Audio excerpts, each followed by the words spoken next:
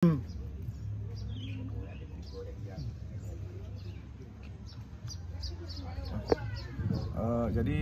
desa Bukit Bintang Indah ini penduduknya memang sangat majmuk. Jadi di desa kami ini ada 7 suku yang mendiami desa Bukit Bintang Indah ini. Jadi Islam, non Muslim, kami di sini hidup berbaur dan kami sangat menghormati antara sesama agama dengan agama yang lain. Jadi kebutuhan kami di sini itulah misalnya yang mualaf, ada beberapa kakak, ada sekitar 15 kakak. Kami membutuhkan yang pertama sunat massal, yang keduanya fasilitas publik itu kalau bisa di daerah kami di Bukit Bintang Indah ini diutamakan lah, karena kamar mandi MCK kami sangat belum memadai, belum begitu mencukupi, walaupun ada hanya sekedarnya saja. Yang keduanya di desa Bukit Bintang Indah ini kita antara umat Muslim dan Muslim kita sangat Bhinneka Tunggal Ika, sangat menghormati, menghargai antar sesama umat beragama. Jadi saya pun selaku kepala desa, walaupun saya orang Muslim dan penduduk saya lebih banyak non Muslim, saya tetap memperlakukan desa ini lebih baik dan kami tidak pernah bentrokan, terjadi kekerasan, semuanya bisa kita selesaikan dengan baik. Dan apabila nanti misalnya ada acara keagamaan, hari raya kita beri masyarakat kita lembu bagi yang Muslim. Jadi hari Natal atau Tahun Baru itu kita memberikan kepada non Muslim untuk membelikan daging untuk yang biasa mereka konsumsi. Jadi inilah desa Bukit Bintang Indah, tolonglah dibantu pendidikan agamanya bagi yang mualaf, sunat massal bagi yang non Muslim, yang lain-lain yang bisa pemerintah bantu kepada desa Bukit Bintang Indah. Kemudian ini Pak, masalah jalan, kemudian pupuk itu gimana Pak untuk kebutuhan petani? Di desa kami ini Pak, pupuk masih melambung. Jadi pupuk di sini berkisaran 200 sampai, kalau di desa kami 200.000, kalau di desa zona 2, zona 3 itu berkisar 2,5 sampai 300. Jadi tolonglah untuk pemerintah yang berkaitan dengan masalah pupuk. Ini pupuk ini kan bisa dibilang nyawa petani. Kalaulah seandainya kita mau membasmi petani, nggak usah kita bunuh dia, cukup kita kurangi, kita langkahkan pupuknya, mereka akan miskin, kemudian akan susah, mereka akan mati kalau misalnya kita mau seperti itu. Jadi tolonglah pemerintah, bagaimanalah sistemnya, karena kami di sini di desa Bukit Bintang ini Indah ini membutuhkan pupuk, karena kami tidak mempunyai sawah air, contohnya padi, kami hanya mengandalkan bercocok tanam darat, yaitu menanam jagung, menanam cabai, coklat. Jadi kebutuhan pupuk kami itu lumayan lah, karena jagung dia 1 hektar itu bisa menggunakan pupuk 1 ton sampai 1 ton lebih. Jadi kapasitas pupuk kami lebih dengan di bawah, karena kebutuhan kami di sini berjagung. Kalau misalnya padi darat dia padi air dia kan hanya 2-3 sak udah cukup 1 hektar. Tapi kalau berjagung ini lebih dia kebutuhan pupuknya. Kalau ini Pak Penghulu, kampung ini asal usulnya mana lebih banyak, Muslim apa non Muslim? Dasarnya dulu yang paling banyak Muslim, tapi akibat mungkin pengaruh ini pengaruh itu saya pun kurang paham juga. Sekarang ini sudah banyak kan dia non Muslim. Berapa persen? Bisa dibilang antara 3 sampai Muslim 30%, non Muslim 70%. Padahal dulunya Muslim 70%. 70%. Berbalik sekarang. Nah, terbalik sekarang nih. Jadi faktor yang paling dominan kira-kira apa Pak Penghulu? Faktor yang dominannya mungkin keuletan kerja mungkin, atau lagi mungkin satu lagi keadaan. Karena kita mungkin dulunya pemerintah itu tidak memberikan air bersih, tampungan air. Jadi kan kalau umat Islam ini dia kan wajib menggunakan air. Nah, contohnya kalau kita mau ibadah perlu air. Keuntungan dari saudara kita yang non muslim ini, dia kan tidak banyak menggunakan air. Nah, dia bisa hidup, mereka tidak ibadah setiap hari, mereka mungkin seminggu sekali. Jadi lebih rentan lah kita nggak tahan timbang orang itu. Dan yang kedua masalah makanan. Mungkin makanan kita yang muslim ini terpilih-pilih, dipilih-pilih. Kalau mereka itu kan tidak dipilih-pilih. Bisa hidup dia mengkonsumsi alam sekitarnya. Jadi kemungkinan besar itulah penyebabnya. Satu lagi Pak Penghulu, di saat masyarakat dominan non muslim, bagaimana Pak Penghulu bisa terpilih sebagai penghulu di sini? Itu mungkin karena rezeki dari Allah yang pertama kan gitu kan. Yang keduanya mungkin karena usaha dan kerja keras yang saya lakukan, dan sistem pergaulan yang saya lakukan dengan non muslim ini begitu akrab.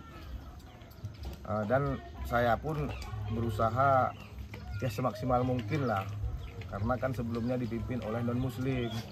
Jadi saya pun bagaimana supaya muslim bisa memimpin. Ada motivasi? Ada motivasi. Ya, motivasinya kira-kira? Yang pertama untuk membenahi desa dan membenahi agama dan untuk mensejahterakan masyarakat. Contoh misalnya membenahi agama? Misalnya saya pun kan muslim, saya usahakan mengembangkan Islam saya itu supaya lebih bagus, ya supaya lebih dia terkoordinir, mendapat ilmu yang cukup untuk bekal warga-warga saya menghadapi hidup ke depannya, begitu maksud saya. Dan tidak menyudutkan agama-agama lain. Ya. Saya tetap memperlakukan sama, tidak membeda-bedakan. Karena setiap agama ini harus kita menjalin Bhinneka Tunggal Ika dengan baik. Apapun yang muslim dapatkan, tetap non muslim itu mendapatkan. Kebijakan yang Pak Penghulu terapkan supaya agama ini baik di mata non muslim? Kita tidak tebang pilih. Ya. Apapun, contohlah di pemerintahan saya ini, saya melakukan sistemnya, contoh saya muslim. Di perangkat saya ini enggak semuanya muslim, bahkan lebih banyak non muslim. Contoh sekretaris saya dari orang Kitakaru, bendahara kita dari orang Tapanuli, ketua BPK kita dari orang Kita Alas. Sementara saya penghulu orang Kita Gayu. Jadi di kaur-kaur pejabat desa itu pun kebanyakan orang non muslim lah yang mendudukinya. Ini menunjukkan pada saat dipimpin oleh seorang muslim, kebinekaragaman itu terwujudkan. Insya Allah. Jadi tidak perlu dikhawatirkan ya, pemimpin muslim itu tidak perlu dikhawatirkan akan teroris ya. Iya. Insya Allah kita pun merubah desa ini. Saya tidak mau ada gesekan di antara sama agama kan. Di agama kan ada 2 agama, 3 lah. Dengan agama yang bisa dibilang kalau kita tahu agama berbegu namanya. Itu kan tidak resmi di negara kan gitu. Ya.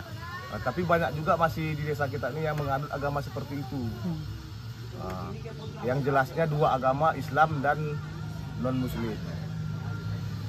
Ada saya dengar kebijakan Pak Penghulu yang memberlakukan waktu masuk ke kamar mandi. Ya bisa, ada Pak, ada.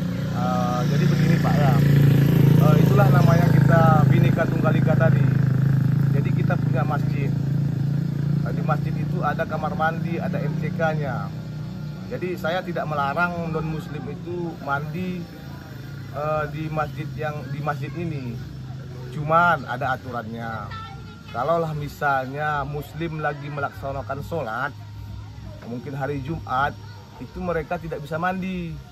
Selesai dulu kami sholat atau selesai dulu kami berwudu, barulah mereka bisa mandi atau ke kamar mandi. Itulah kebijaksanaan yang saya lakukan. Karena apa? Supaya tidak terganggu. Dan nggak bisa juga kita melarang mereka ke kamar mandi, ke tempat mandi itu yang bagi non muslim, karena itu akan jadi gesekan. Jadi saya berikan sistem, kalau kami lagi sholat, silakan jangan dulu mandi. Kalaulah mandi pun sebelum kami sholat atau setelah sholat. Nah, jadi itulah peraturan yang saya terapkan supaya di desa kami itu tidak terjadi gesekan antara sesama umat beragama. Kalau mengenai penjualan daging-daging, Ya dulu memang ada. Sebelum di masa pemerintahan kepala desa yang dulu yang dipegang oleh non-muslim, dia sistemnya agak bebas.